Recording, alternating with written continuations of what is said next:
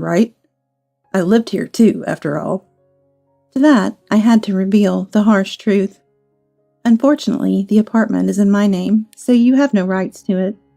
Furthermore, I've already put the apartment up for sale, so you can't live here anymore.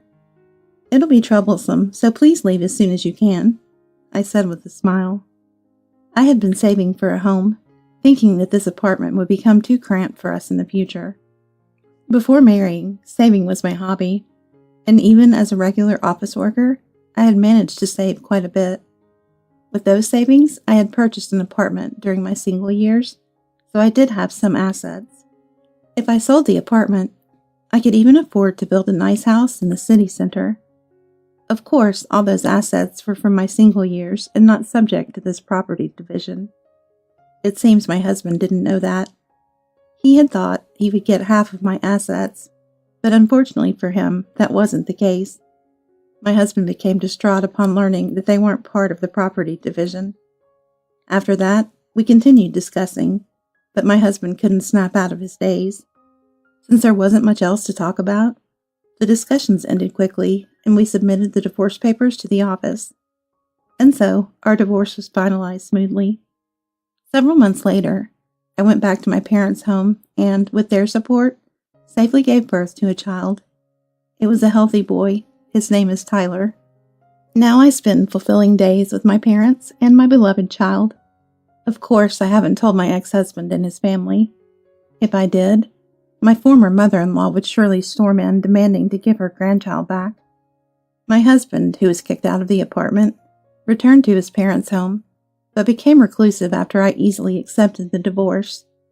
Even when he goes out occasionally, his appearance is so suspicious that he frequently gets stopped by police. It's truly pitiful. I later heard that the reason he quit his job was due to complications in his interpersonal relationships. Apparently, he had a foul mouth at work and was disliked especially by female colleagues, and eventually he was ignored by everyone. Unable to withstand such a situation, he suddenly quit his job one day. Perhaps he was that kind of person even before we got married. The kindness was only in front of me. What a truly deceptive man. 3 years later, I am working as a manager of a craft store. When I became a regular at the local craft store, the owner approached me. I'm thinking of retiring soon. Anna, would you like to take over the store? I had been thinking about acquiring a skill or a job since I had quite a lot of free time, since my parents were actively helping with childcare. And if I refused, the store would have to close, which would trouble many of the other regular customers. With that in mind, I decided to take over the store. While I was tending to an occasional regular, an unexpected, rare visitor came to see me. It was my former mother-in-law and ex-husband. Huh, this is quite the nice shop you have. Yeah, oh look, this fabric would definitely suit you. Disgusted by their transparent flattery, I asked, "What are you here for?" Then my former mother-in-law said, "Give me my grandchild back." It seems she had somehow found out I had a child and wanted to make him the heir of their family. You were already pregnant when I asked for divorce. Why did you keep it from us? If I had known, I wouldn't have divorced you. My ex-husband began to blame me. It's obvious I wanted the divorce. If you had known about the pregnancy, you would have done anything to stop the divorce. I glared at my ex-husband and former mother-in-law.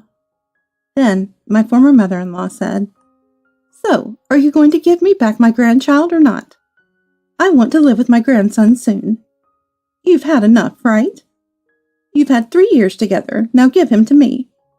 Another nonsensical statement. As I was dumbfounded by this, I heard a voice from behind me. What's wrong? Is there trouble? My parents and Tyler appeared.